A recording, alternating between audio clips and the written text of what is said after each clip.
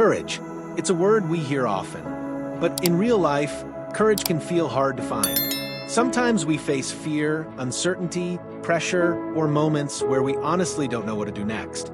But the Bible is full of people who felt the same emotions we feel today. People who doubted themselves, felt weak, or stood in front of challenges they never asked for. Yet God used those same people to show us what true courage looks like.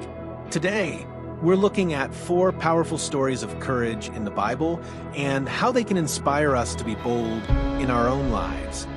1. Moses, courage when you feel unqualified.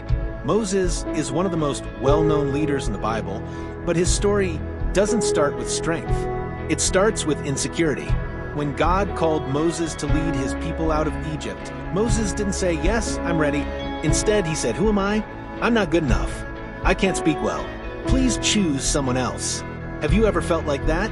Not smart enough, not strong enough, not confident enough. But God's answer to Moses was simple: "I will be with you." And that's where courage begins, not in our abilities, but in God's presence. Moses teaches us that we don't need to be perfect to be used by God. We just need to be willing. The courage you're searching for might not come from you. It comes from knowing you're not doing life. Be alone. 2. David, courage when your battle looks too big. Then we meet David, a young shepherd with no armor, no experience, and no physical advantage. Yet he stood face to face with Goliath, a giant who scared entire armies. Everyone thought David had no chance, but David had something Goliath didn't: faith. He believed that God was bigger than the giant in front of him. Your giant might not be a person. It could be fear, failure, financial struggle, school pressure, heartbreak, or doubt. Giants still appear in our lives today, but David's story reminds us of this. Giants don't fall because we are strong. Giants fall because God is strong through us. When the battle feels too big for you, that's when it's perfect for God. 3. Esther, courage to do what's right, even when it's risky. Esther's story is one of the most powerful examples of quiet courage. She wasn't a warrior. She wasn't a prophet. She was a young woman living in a foreign land, trying to survive.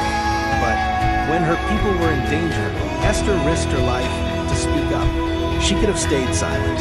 She could have protected herself. But instead, she said the famous words, "If I perish, I perish." Courage isn't always loud.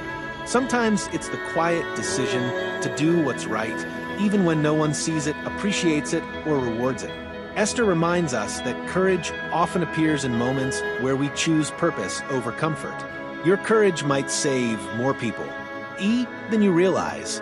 4. Daniel, courage to stay faithful under pressure. Daniel lived in a world that pressured him to change, to compromise, to blend in. But Daniel stayed faithful to God, even when it meant facing a lion's den. He prayed when others mocked him. He stayed loyal when it was easier to give up. He trusted God, even when the situation looked hopeless. And God protected him. Daniel teaches us that courage isn't just about standing up in battle. Sometimes courage is staying faithful, staying consistent, and staying true to your values when the world is pushing you to break. Courage means choosing God, even when it costs something. Final message: what these stories mean for us. So, what do these stories teach us today? They show us that courage isn't about being fearless. It's about choosing faith in the middle of fear. Moses was insecure. David was underestimated. Esther was afraid.